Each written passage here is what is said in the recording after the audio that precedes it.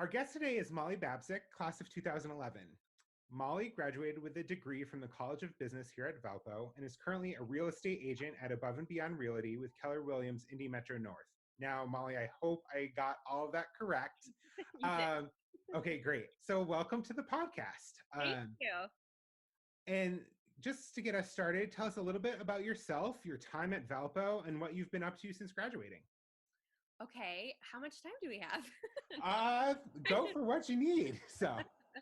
Okay, so I am 31. I graduated from Valpo in 2011. I was super involved on campus. I was in Gamma Phi Beta. I was an orientation assistant. I was in student senate for a couple years.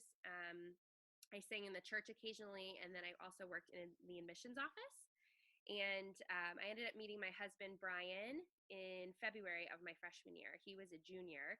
So we were matched up through his big brother in his fraternity and a friend of mine from Student Senate.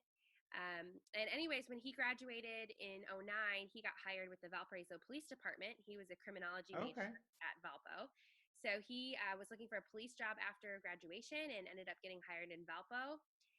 So then after I graduated, I looked for marketing jobs in Chicago, which I didn't really know what I wanted to do. I just kind of thought I wanted to do something in the big city. And I felt like that was probably where most of the opportunities were. So I started working for Leo Burnett, which is one of the big advertising agencies.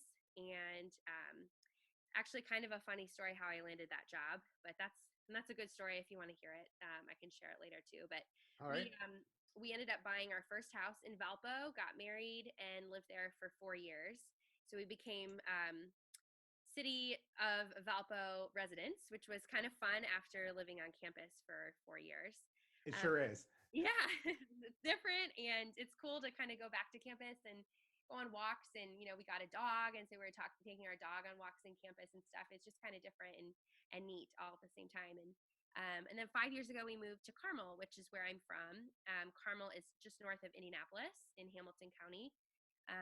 And we have 2 little girls, Lila, who's almost 4, Blair, who's 1.5, and a 95-pound yellow lab named Louie.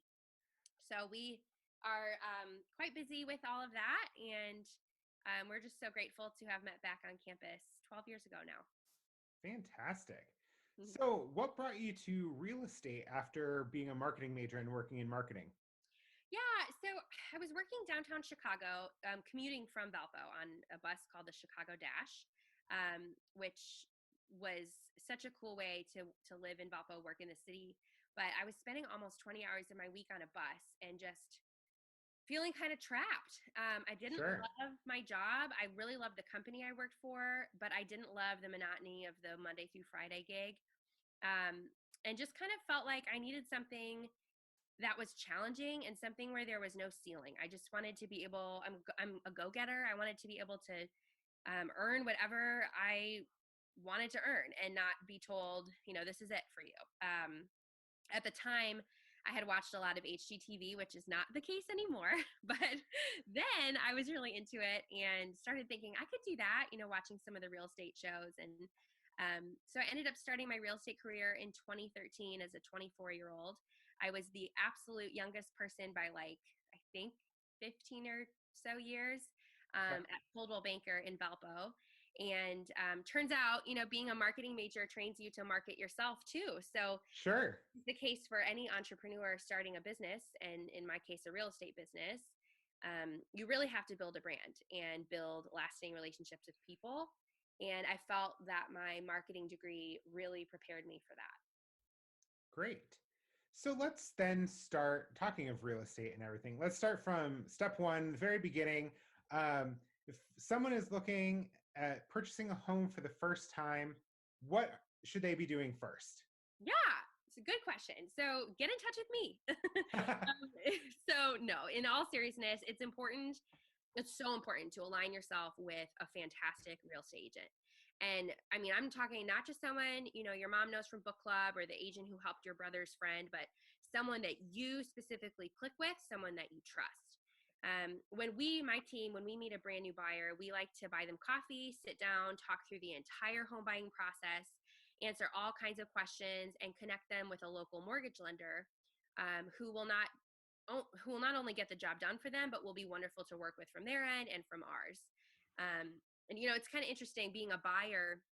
You really don't have a lot of control over the process when you buy a house. But what you do have control over is who you choose to represent you. And that's your agent and that's your lender. So you just want to make sure that you feel well represented. And, we always like to tell people too, as a buyer, you don't even have to pay your real estate agent. You don't pay them a dime. So this is not really a well-known fact. I know I didn't know this when we bought our first house, but the seller pays both sides of commission. And that's just not something you have to worry about as a buyer. So whether you're going to go build a brand new house from the ground up and work with a big local, big builder, national builder, local builder, or buy an existing home, you just want to make sure that you align yourself with a really great realtor. And from that initial chat or meeting or coffee date, whatever it is, that person will help set you up for success. Great. So you talked a lot about finding that realtor and someone who you align with. So what should some of the characteristics be that you look for in a realtor? Good question. I think number one, honesty. You just want someone who's going to kind of tell it to you straight up about the process. No one who's going to sugarcoat anything, but someone who you trust to represent you. You want someone who's really, really great with communication. Now, especially more than ever, people are not just working Monday through Friday or 8 to 5. I mean, a realtor is working all the time and needs to be, because the times where most people can go look at houses are at nights and on weekends. So a really good realtor will be on top of communication, and not just with you, the client, but with all the other agents that they're working with, showing houses and all that. And then also just a genuine likeness. So you're going to be working with this person and talking to them a lot, meeting with them a lot. And this is the biggest financial purchase of your lifetime. So you just want to work with someone that you enjoy spending time with, that you trust, like I said. And then I always think it's key too to find someone who really loves what they do and is confident in what they do and in the industry. Right now it's been kind of a cutthroat buyer's market. And that's just because in the past couple of years, there hasn't been a lot of inventory. There haven't been a lot of homes available. So there's a lot of people looking for houses, and they're all looking at the same ones. So it's important to have an agent who knows how to win in a multiple offer situation. And then lastly, I think someone who doesn't make it about them. Anyone can fluff themselves up with statistics and make themselves sound like the greatest agent who's ever lived, but none of that matters. It's not about them. It's not about us. It's about you, the client, the buyer, the seller. Sure. I know. Speaking of buyer's market, there are houses in Valpo that are literally being listed at like 10:30 in the morning, and they're sold by like 3 o'clock in the same day. It's so crazy. It's so crazy. We just had one this week on Tuesday. We listed a house on the west side of Indy, and we ended up getting 2 cash offers like within 6 hours, and it was a bidding war. It went 30,000 over asking price. Oh my gosh. Yeah. And I mean, that's not typical, but it is it is typical, is to have a bidding war right now, especially in that first time home buyer kind of price point. Definitely. People are paying over what a house is marketed for. And it's just, you just want to make sure that you are prepared for that and you know what to do in that situation. And then we'll tell our clients a lot too. We'll always let them know what the house is worth, and obviously the market kind of dictates that too, but we'll let them know if we feel like they might be overpaying for something. And then it's up to them. If they want to do that, we'll say, hey, if you really want this house and you want to win, we'll tell you how to win. But it's been crazy. It's been a fun time to be in real estate, I'll tell you that. Sounds like it. So when you're looking, there are obviously a lot of different types of listings out there. I know when I was looking at when I was looking at purchasing my condo right now that I'm living in, it was kind of overwhelming just to see every different kind of thing. So what's the deal with condos versus homeowners associations versus a townhouse versus a single family?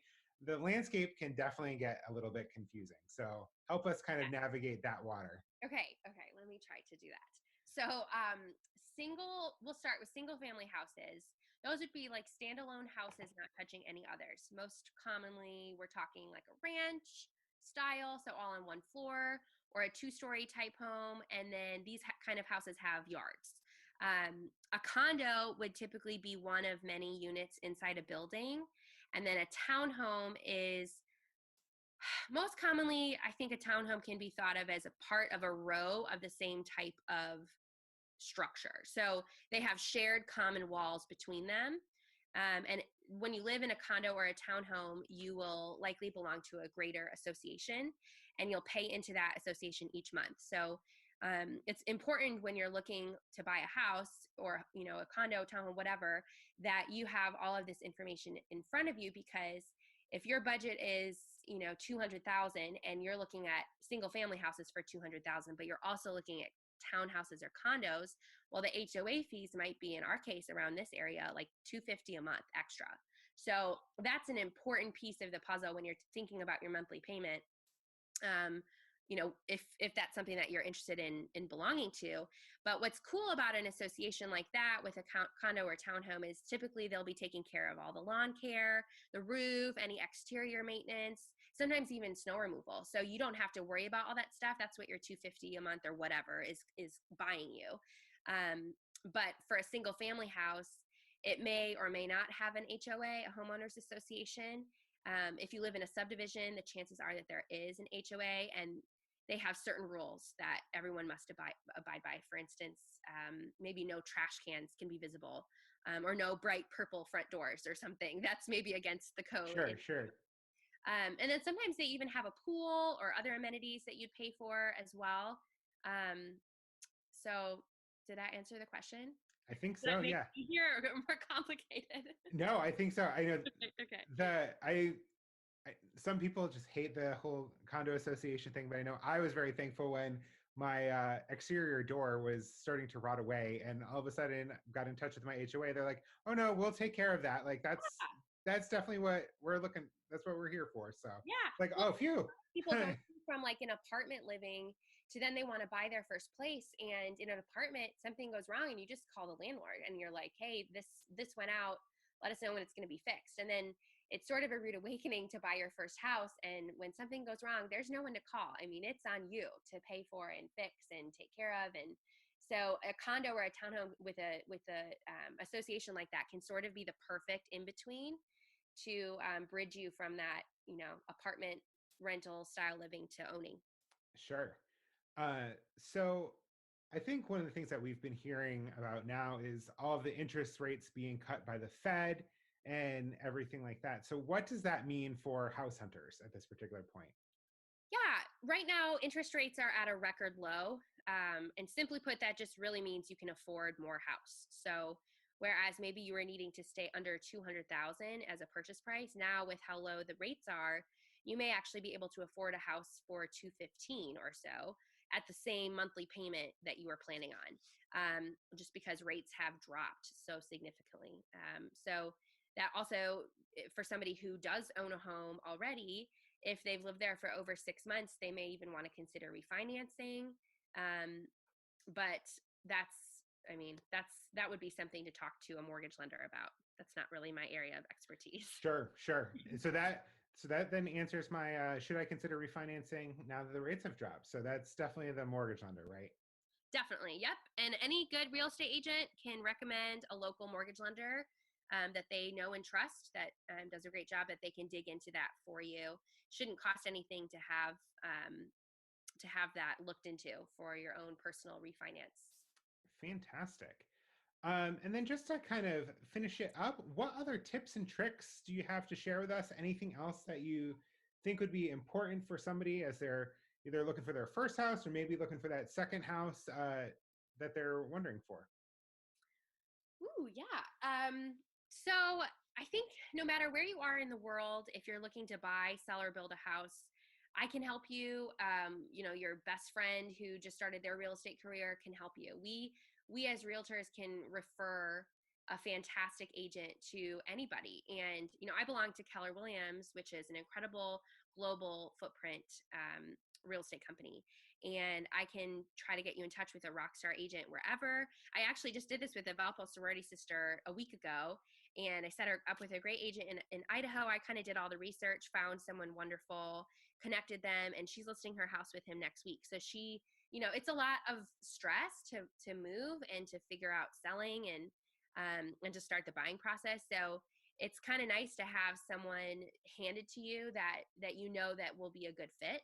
And I would just encourage people to not be afraid to ask questions, to really dig in and understand what you're doing, what you're paying, why. Because there's a lot of complexity about the buying and selling process, and you really should lean on your agent to help you navigate it. And then also, I feel like real estate is just such an incredible job. I'm so grateful that I started this career at 24, because I built a successful business before I was even 30. And I'd be more than happy to talk to anyone considering a career as a realtor. It's been such a rewarding, incredible journey to help people buy and sell houses. And now that I've been in it for 7 years, I've been able to help people on the second time around. So people, I've sold them their very first house, and now all of a sudden they're selling that one and looking for their next step, their next house. So it's been a really, really cool career path for me, and I'd be happy to talk to anyone who's thinking about making it something for them too. And then lastly, I really just think when you're happy with how someone worked for you, it's so important to talk them up with others. As an entrepreneur myself, we rely on referrals to pay our bills and to have a successful business. And when clients talk about their happy experiences, everyone thrives. Entrepreneurs thrive. So never underestimate the power of giving a referral when you have had a happy experience, or you felt like your agent went above and beyond for you to make sure that you're telling everybody that about your experience. And that's the way that we really genuinely feel appreciated. Great. Well, Molly, thank you so much for joining us on episode 3 of our Valpo Alumni podcast, and Yes, look thanks for forward to having connecting. me. Sure. Absolutely. Thanks so much. Thank you.